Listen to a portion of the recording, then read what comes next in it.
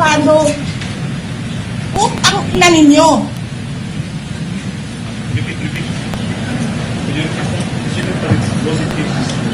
Sino ang corrupt? Yung mga congressman na yan na na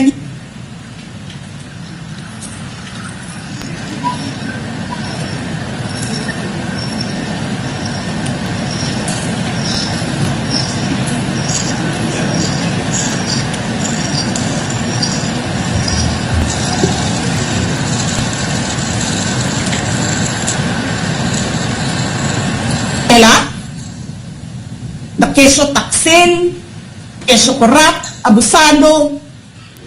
Utang ina ninyo.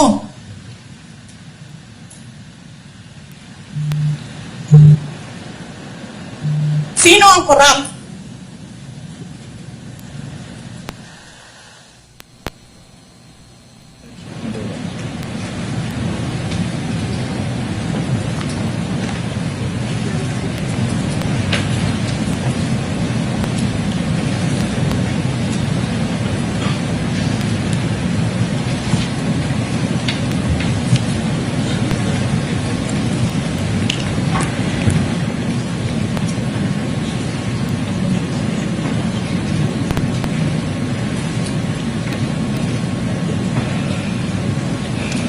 Itong ginagawa ko eh. Putang ina, hindi mo pala gusto ginagawa mo eh. Bakit mo sinisira pangalan ko? Joel Chua.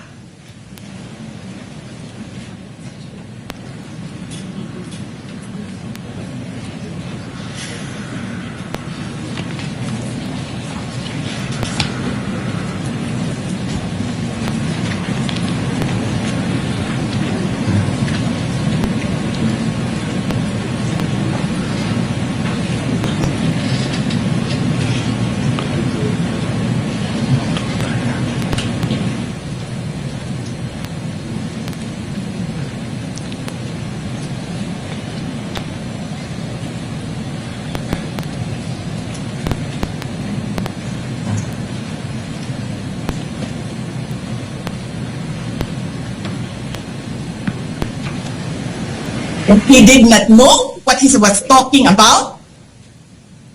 So incompetent. Or he was lying through his teeth to get the votes of people. Utang ina ninyong lahat. Martin Romualdez, Lisa Marcos, Bongbong Marcos.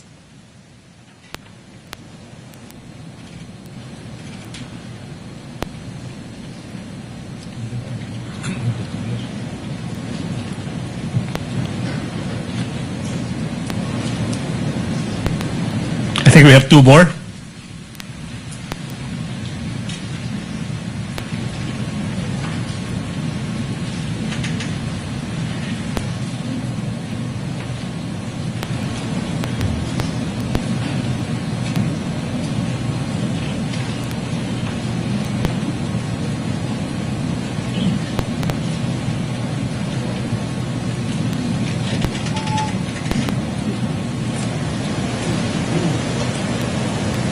Tapos kami yung nagsisinungaling? Nagpipigil ako eh. Kasi gusto ko lang magtrabaho. Gusto ko lang tapusin nyo na yung ng show ninyo dyan sa House of Representatives para makabalik na kami.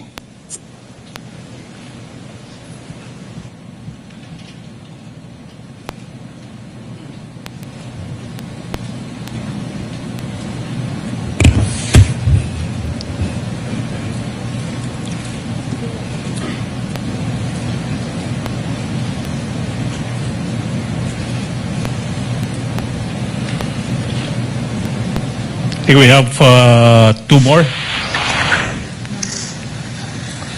Ang ina ninyo.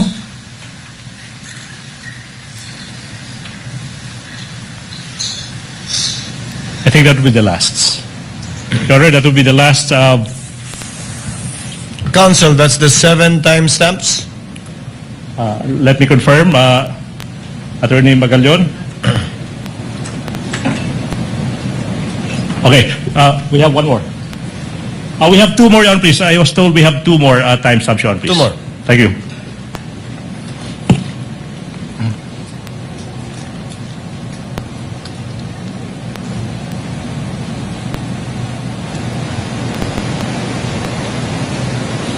Martin!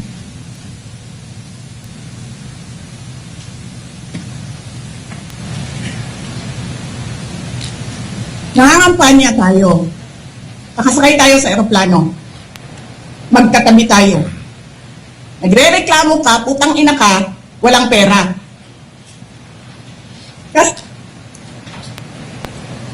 And the last one?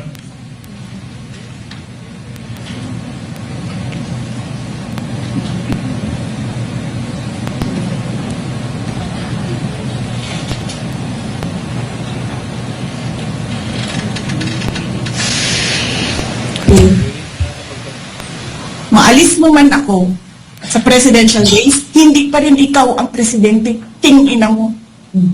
Walang buboto sa'yo. Please lang. Okay. Thank you. Wala. So, Your Honor, those were the 7 timestamps, portions of the video where the Vice President hurled invectives and profanities. Now, the question is, may I proceed, Your Honor? Counsel, to clarify, Yeah, opo. that the Vice President hurled invectives, period. Not necessarily against the 3 officials mentioned. Most of them were against the 3 officials, Your Honor, please. I only counted or heard 1 or 2. Out of the 7, I heard Representative Chua, but he's not one of the subject matters of this case. But just for the record, does the witness confirm that?